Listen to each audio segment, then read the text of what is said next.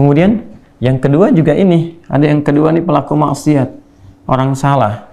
Karena Ramadan itu terbuka untuk semua hamba, bukan yang taat saja, pelaku maksiat pun dibuka pintu untuk kembali, untuk taubat, untuk mendekat, gitu kan? Bismillahirrahmanirrahim. Wa idza sa'alaka ibadi anni. Baik. Ini menarik nih.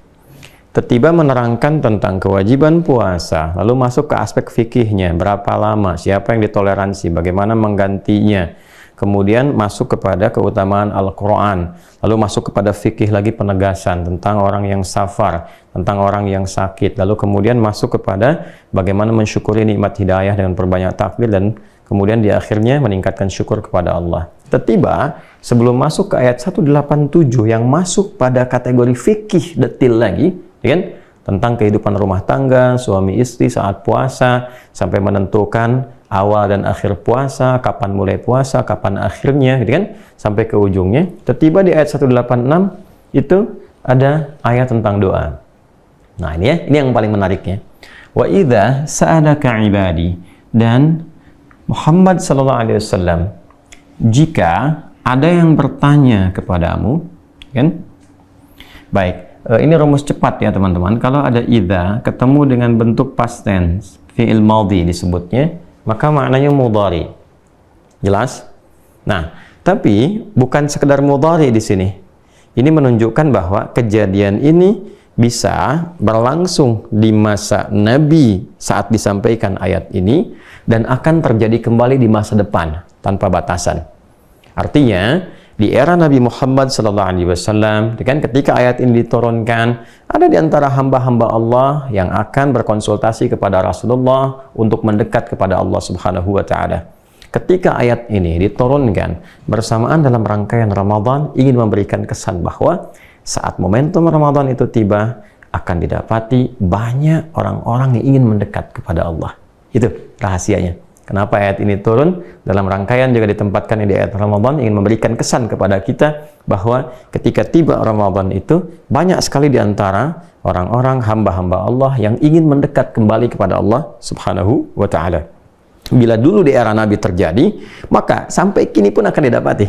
Kalau nggak percaya, lihat nanti. Begitu masuk Ramadan, tidak sedikit ya insan-insan beriman, hamba-hamba Allah ingin mendekat kepada Allah. Baik ya? Nah, siapa di antara hamba-hamba itu disebut oleh Allah Subhanahu wa Ta'ala dengan kata ibadi, ya kan? Anni, jika ada hamba-hambaku. Jadi ibad itu bentuk jama', bentuk plural, ya. Plural dari kata abdun, jamaknya ibad ke sini. Nah, nanti Muhammad SAW kan akan ada hamba-hambaku yang berkonsultasi kepadamu untuk mendekat kepadaku, ya, bertanya tentang Allah, ingin mendekat kepada Allah, gitu kan? Baik, siapa ini ibad? Ibad itu singkatnya, paling cepat memahaminya karena waktu kita terbatas, ada dua golongan paling cepatnya, ya. Jadi ada hamba yang taat, ada hamba yang berlaku maksiat, ya kan? Dengan kata lain, ada hamba yang soleh dan hamba yang salah, gitu. Ya, hamba yang taat ya disebut ibad juga, kan jamak dari kata abdun kan, ya. Seorang nabi, rasul, bahkan ketika ketaatannya meninggi disebutnya abdun.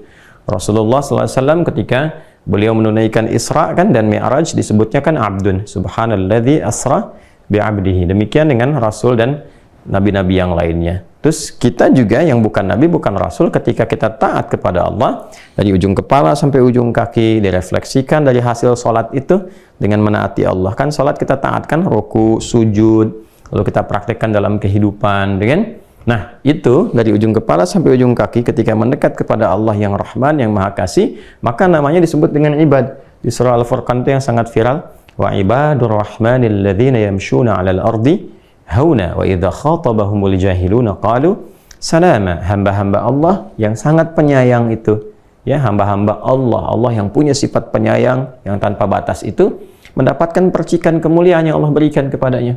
Di antaranya apa? Ya, orang-orang itu penuh dengan kasih sayang, kalau jalan juga baik, Kalau ada orang provokasi, dia jawab dengan sesuatu yang bermakna, dan seterusnya, sehingga memancarkan aura-aura kebaikan. Nah, itulah ibad, teman-teman sekalian. Nah, golongan pertama ini masuk. Jadi, ketika memasuki Ramadan, menariknya nanti, ya, yang soleh pun akan terus meningkatkan kesolehannya. Yang taat terus mendekat kepada Allah Subhanahu wa Ta'ala. Jadi, banyak sekali para sahabat-sahabat juga berkonsultasi pada Rasulullah, kan, menjelang Ramadan, memburu apa yang kira-kira disampaikan Nabi, diberikan petunjuk untuk mendekat kepada Allah. Makanya nggak heran, ya, jangankan level-level sahabat, selanjutnya ke tabi'in, tabi'ut tabi'in, setelah itu, Masya Allah, kita dengar bagaimana Imam Abu Hanifah, Imam Malik, Imam Asy-Syafi'i, Imam Ahmad bin Hanbal meningkatkan ketaatan mereka saat Ramadan. Dan tentu diikuti oleh ulama-ulama setelahnya. Ya, karena itu, biasanya para ulama-ulama itu masuk Ramadan, mereka rajin ibadah, meningkatkan ketaatan. Sangat sedikit sekali yang mengajar, atau bahkan jarang didapati ulama-ulama dulu itu saat Ramadan mengajar. 11 bulannya untuk mengajar, sebulannya membangun ketaatan kembali kepada Allah. Nah, saya juga mohon izin barangkali akan mulai mengikuti tapak-tapak itu, karena memang itu jalurnya gitu. Ya, jadi mohon izin berkenan teman-teman, 11 bulan telah kita berikan untuk mengajar. Jadi izinkan yang sebulan kita mengistighfari diri, mengevaluasi kembali, meningkatkan apa yang kita mampu lakukan untuk mendekati Allah Subhanahu wa Ta'ala dan mengikuti tuntunan Rasulullah SAW.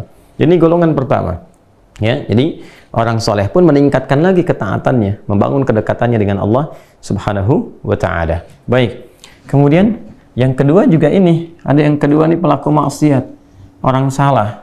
Karena Ramadan itu terbuka untuk semua hamba, bukan yang taat saja, pelaku maksiat pun dibuka pintu untuk kembali, untuk taubat, untuk mendekat, gitu kan? Dari mana kata ibad taunya kita juga digunakan oleh Al-Quran untuk menunjuk pada pelaku maksiat.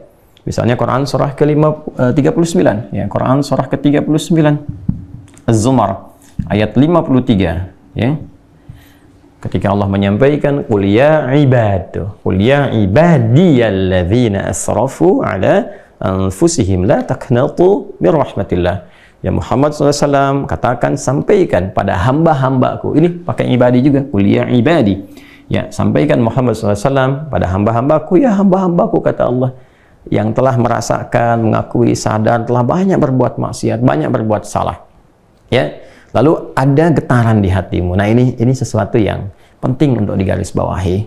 Sering saya katakan, seburuk-buruknya manusia melakukan sebuah perilaku yang salah, kasih sayang Allah akan selalu melekat pada dirinya sebelum nyawanya sampai ke kerongkongan. Itu selalu ada getaran gitu. Ya, Anda tanpa sadar, kadang-kadang juga, kok bisa Anda harus membuka misalnya channel YouTube dari kami atau mendengarkan tausiah, tiba-tiba kok kesini ngekliknya gitu kan? Tiba-tiba kok lewat di depan masjid, ya? Sementara selama ini perbuatannya kayaknya sudah berlumur dengan dosa, berlumpur dengan maksiat. Kok bisa? Nah, itulah petunjuk kasih sayang Allah. Cepat jemput tuh. Dan banyak sekali orang-orang yang menjadi istimewa di hadapan Allah, ternyata pada mulanya banyak berbuat maksiat dan dia memilih taubat. Dan taubatnya itu yang sangat luar biasa, menggugurkan dosa, merubah penampilannya.